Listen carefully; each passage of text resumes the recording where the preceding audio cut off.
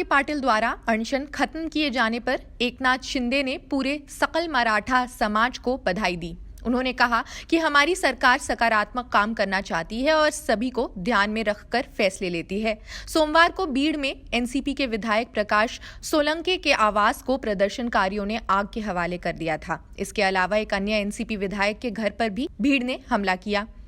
बीड़ के superintendent of police Nand Kumar Thakur ने PTI को बताया कि स्थिति अब नियंत्रण में है। उन्होंने कहा कि अभी तक 49 प्रदर्शनकारियों को गिरफ्तार किया गया। रात भर में किसी अप्रिय घटना की जानकारी नहीं मिली है। कानून व्यवस्था बनाए रखने के लिए अतिरिक्त पुलिस फोर्स भी तैनात की गई। सोमवार को मराठा समुदाय के आरक्षण की मांग वाला प्रदर्शन अचानक हिंसक हुआ था। छत्रपति संभाजी नगर में बीजेपी विधायक प्रशांत बाम के दफ्तर पर प्रदर्शनकारियों ने पत्थर फेंके। प्रदर्शनकारियों ने टायरों में आग लगाकर सोलापुर अक्कालकोट राजमार्ग को भी बाधित कर दिया।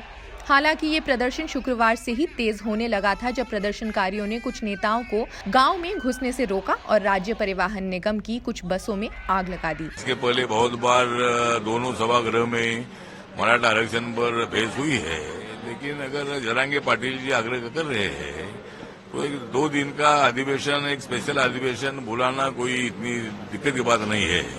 इसीलिए मैं सीएम, डिप्टी सीएम को मिलने वाला हूँ, तो जरूर मैं उनके पास बातचीत करके अगर इस आंदोलन को थोड़ा सा उसकी तीव्रता कम करना है तो जरांगे पाटिल जी के मांग का विचार सरकार ने करना चाहिए। इस बीच मंगलवार को पूर्व सीएम उद्धव ठाकरे ने प्रेस कॉन्फ्रेंस कर कहा कि महाराष्ट्र में सभी 48 सांसदों को इस्तीफा देने का साहस दिखाना चाहिए। ये आपका पहला और आखिरी मौका है। ऐसा मौका दोबारा नहीं मिलेगा। इस अवसर का लाभ उठाएं। हमारी मांग है कि महाराष्ट्र में पूरे मराठा समुदाय को कुणबी प्रमाण पत्र दिया जाए। फिलहाल पार्टियों और गुटों को जाने दीजिए। पूरे महाराष्ट्र में मराठा समुदाय को आरक्षण दिलाने के लिए एक बार आंदोलन खड़ा करने वाले मनोज जरांगे पाटिल ने अपनी सभा पर यह अपील की थी। जरांगे पाटिल ने सरकार को टाइम लिमिट दिया है, उसके बाद मराठाओं को कुणबी प्रमाण पत्र मिलना चाहिए और सरकार ने 2 जनवरी के बाद की तारीख दी है। शायद इसलिए 31 दिसंबर तक विधानसभा स्पीकर को सरकार के बारे में फैसला करना है। तो सरकार को पूरा विश्वास है कि हम नहीं रहेंगे, तो 31 दिसंबर के बाद जो होना है हो जाएगा।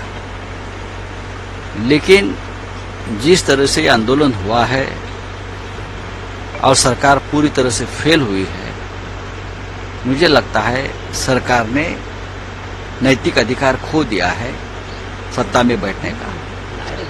यहाँ के विधायकों के घर जलाए गए, मंत्रियों को गांव में आने से रोका गया, सड़क पर आगजनी हुई और गृह मंत्री कहाँ थे, मुख्यमंत्री कहाँ है? स्पेशल अधिवेशन की बात कर रहे हैं आप? स्पेशल अधिवेशन की बात तब तक नहीं होती तब तक ये आरक्षण नहीं मिलेगा। संविधान में, कानून में अमेंडमेंट करना पड़ेगा और ये करने की तैयारी सरकार ने रखनी चाहिए।